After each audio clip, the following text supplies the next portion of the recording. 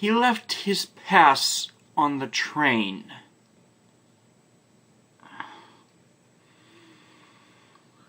Okay, this was not entirely a bad episode, it was just set up terribly. Hi, week 4 of Toqger, episode 21 of Gaim. Toqger, the team finds out they can use the passes to buy things. Their credit cards. Yeah, they end up working off what they buy on the train, so... loop-de-loop, loophole on that. Takati, Toku 2, ends up buying a lot of things and then finds out they have to pay for it later, so goes to return them back, but he trips during it, loses the pass, and then goes to return all the things, and he doesn't realize... Nobody realizes that he lost the pass on the actual train until most of the episode has been done. Now, had the pass been stolen, I think that would have not been such a bad thing. It's just that... well, instead of checking the places he bought stuff and then return stuff, they just go on to... because that would have been a short delay to them getting to the next crisis, because... damn it, I'm forgetting the group's name. The Shadow Line is attacking, so they have to hurry on to that instead of helping him look. Except Mio, Toku 3, the yellow one, goes with him so she can buy the stuff that will buy the tickets and the passes and the fares for the transportation they do use.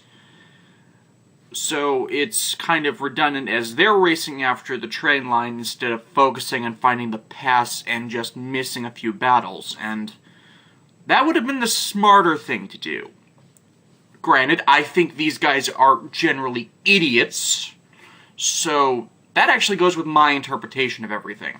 Tokati himself says he's not that smart. He's book smart, he's a researcher, he's not common sense like Hikari, and he's not exactly physical like Mio. Mio, Toku 3, is actually the physical one of the group. It's like, Kagura's a girl, but she's got the imagination, super strength. Mio actually is the athletic one of the group, and... well, Takati's not, and the episode kind of opens on them having this spat between him preferring more to stress test his mind while Mio's trying to get him to exercise, and it's kind of reversed a bit in the episode as you know, they're racing after them on foot some of the time, and then they get a bit of their memory back about a similar incident that makes Mio think Tokati's reliable, and that's what I think held up the episode more than the actual subplot of him losing the pass, because it ends up being redundant as the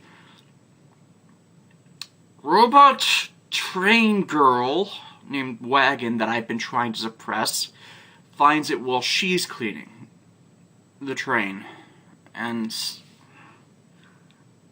there's a reason I've been trying to forget that Wagon's there, and she's just a fan service thing, and it's not even really fan service, because it's a guy in a suit that looks like a woman. Yeah. Made worse that before the actual plot of the episode starts, she's trying to get a kid to board the train, but as we've already established, only the kids and those with strong imaginations can see the rainbow line. And robot woman, little kid, asking the kid to come with her. Yeah. I thought it was just some stupid gag that last episode with the steam penis, but there is a lot of connotations that you don't think about that are getting woven into this, and I'm not liking that. Another subplot of the episode was General Schwartz and Miss Greta, the monster that looks like a cross between a princess and Grimace from the Ronald McDonald stuff. Schwartz wants to build better trains for the Shadow Line, because he's seen the variety and strength the Toqger's Rainbow Line trains have had, and Miss Greta orders the Kaijin of the Week to just essentially draw the Toqger's out repeatedly. So it's like minor battles and skirmishes to keep them focusing on, so they can draw the trains to get data on them. And they do, and Schwartz creates Shadowline trains that can transform into robots that can be piloted by the Kuros. So this is another series where we have support minions that have their own mechs or can be turned into the macro scale. I know not every series has done this, but I know Shinkenger, Gokaiger, and Kyoryuger have done this, because, well, they didn't really need to do it for Go Busters, because all the giant robots were, because all the monsters were robots of some kind, so if they just needed more units, they just transport in more robots. And I don't remember why Ghost Sager didn't do it. I'm blanking on a lot of Ghost Sager stuff in my head. I think it had something to do with the baby bugs. Maybe they did do it, and my mind's just lacking in specifics. Anyways, so yeah, that was an innovation. And then we get the first of the arm change units. Yeah, they have supplementary trains that become arm units that they just jack into the morphers. And the first one was a shield unit, which I thought was kind of... The inclusion of a shield is actually a good thing. It's just that it opens up like a mouth, and so I'm thinking, you know, you just add some teeth to that in the toy, and you can make that a variant arm. Because, you know, grabber claw, crushing force. No? Yeah, the shield wasn't actually that bad. It was just the Toqger showing their idiocy again when they summon the train and it crashes into the Megazord. Yeah, I just have to accept they're going to be morons half the time and just roll with it to even survive this series, because, as I've said before, I do not like idiot protagonists. It kind of wastes the, wastes time that could have been better executed. Now, that's not an absolute thing. There's a kind of overexposure of them the last several years that I think has made me disinclined to like them, but it's not all of them. Okay, I'm a passive fan of One Piece. I keep, not exactly up to date, but I liked the earlier stuff, and when I get some time, I'd like to watch some of the dubbed anime because I haven't really watched much of it since the, then I'm getting off topic.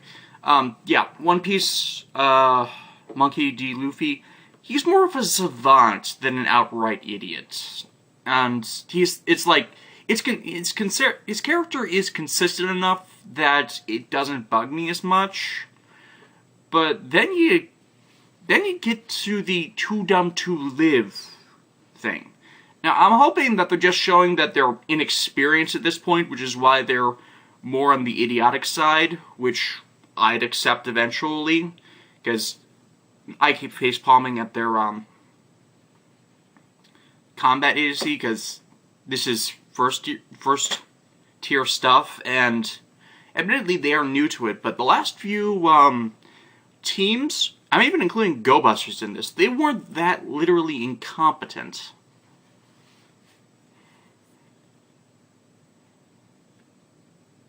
I'm trying to think of what to say next.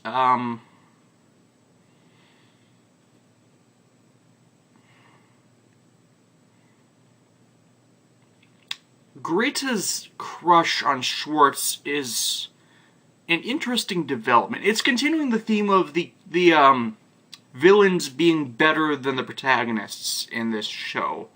And it shows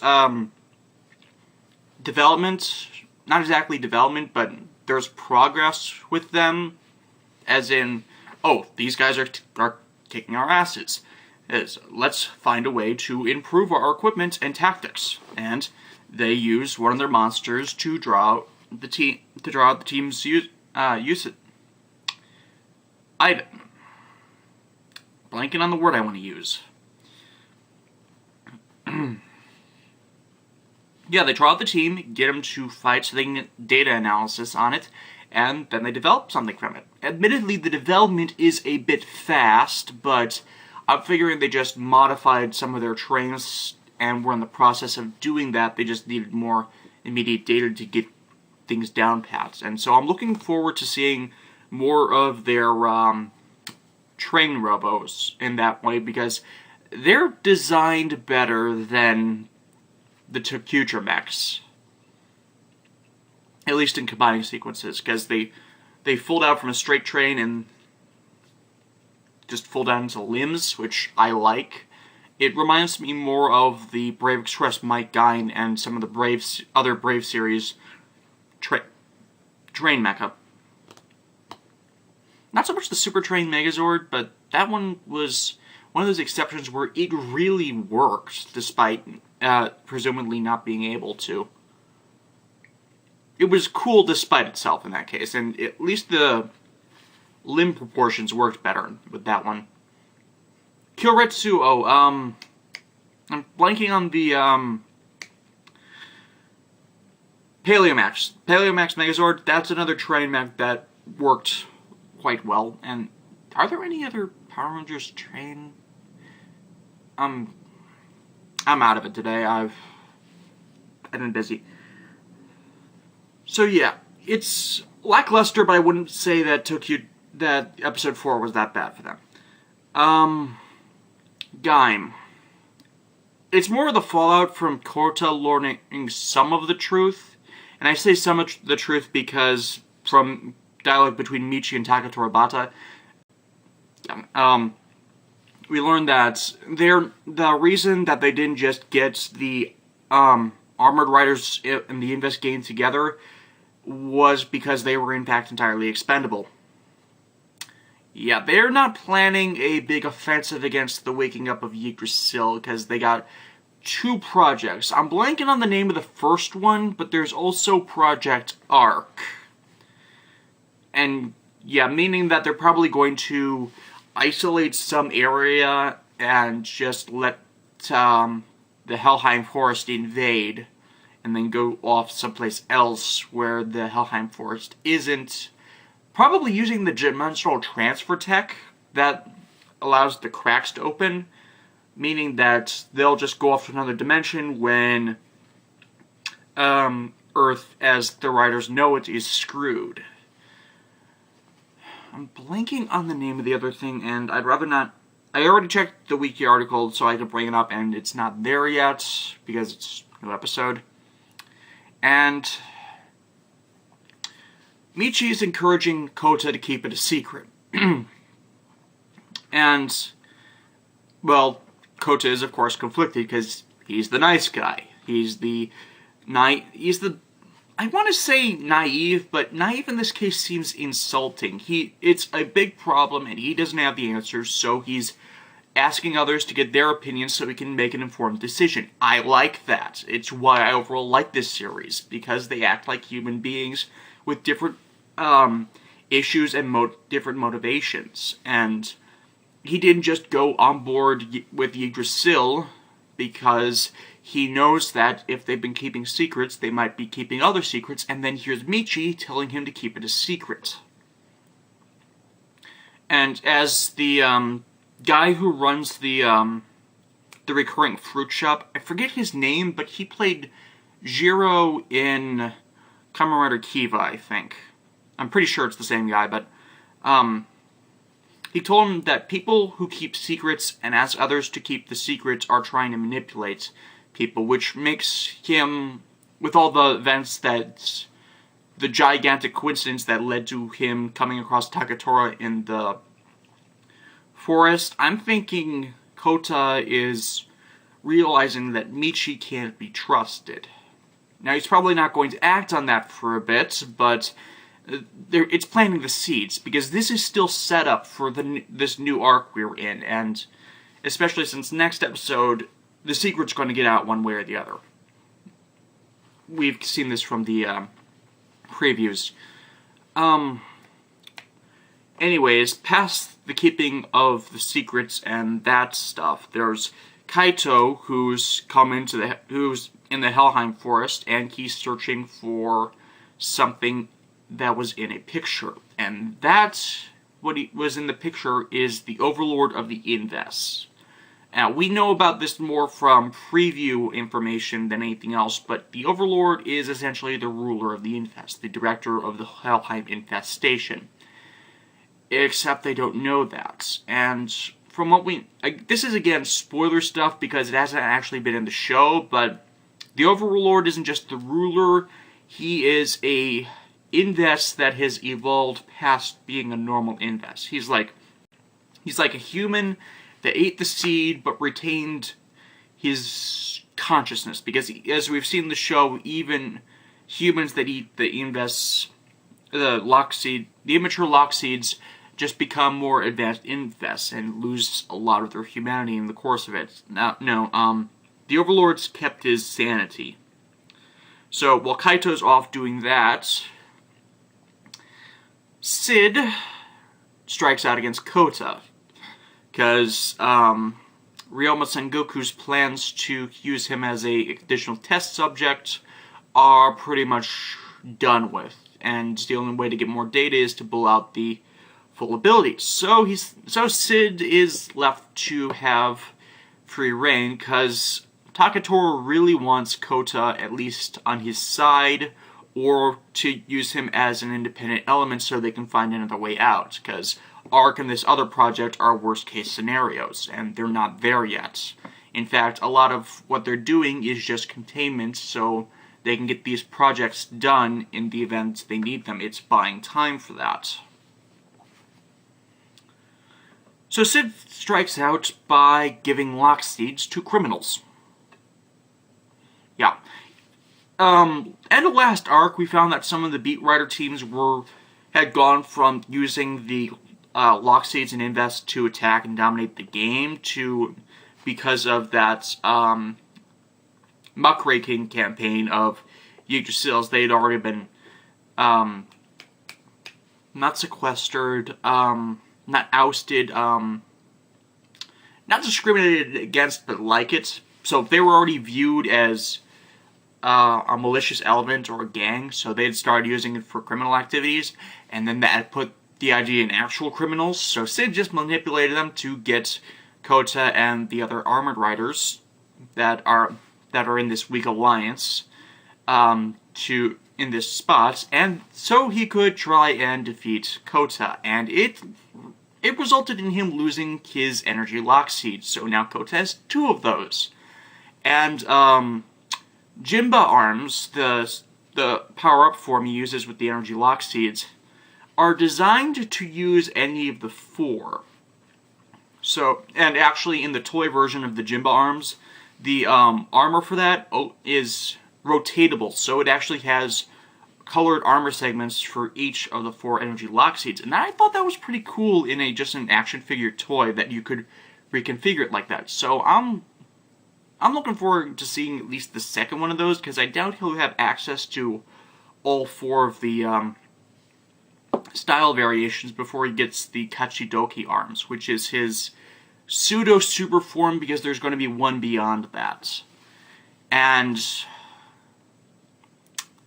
then Michi acts as a spy again and sabotages Kota trying to capture Sid, or at least do something. I'm actually not sure what he would have done had Michi not intervened. I think he wouldn't have actually done anything, because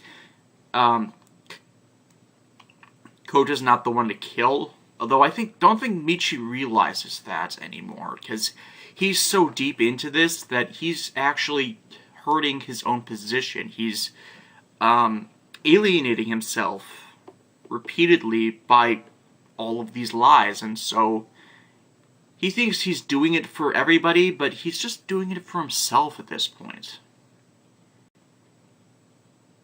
And yeah, I think Michi is going to become a despicable character before this is all over. But you feel for him because you see his descent into madness. He's... oh god, he's Homura. I did not see that, but it makes so much sense now.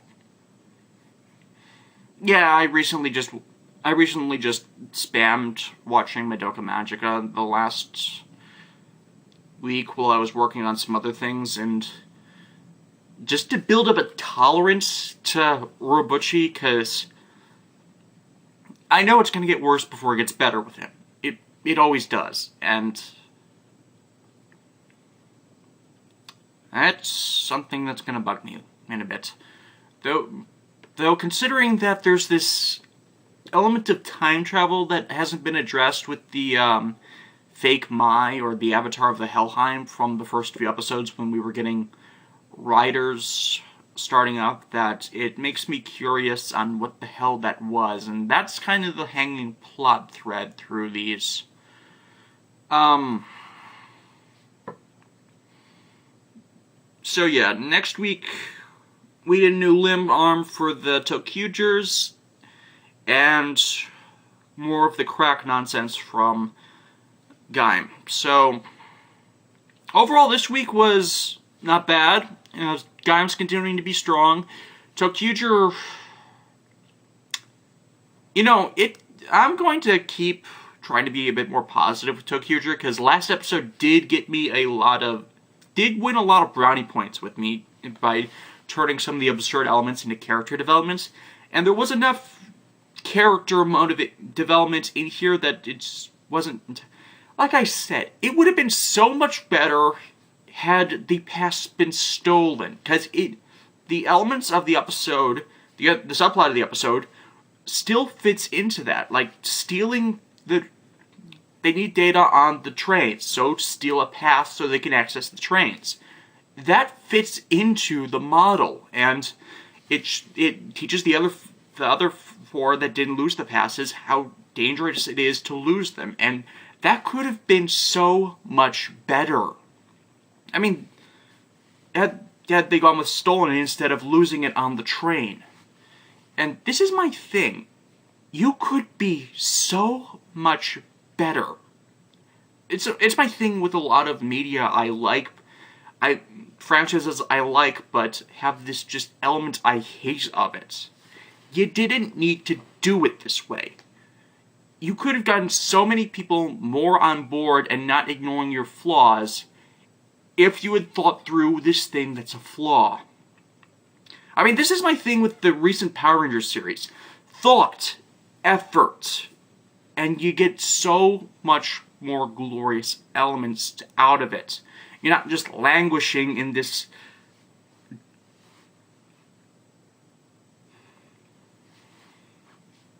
I really hate when I can't think of the words I want to use.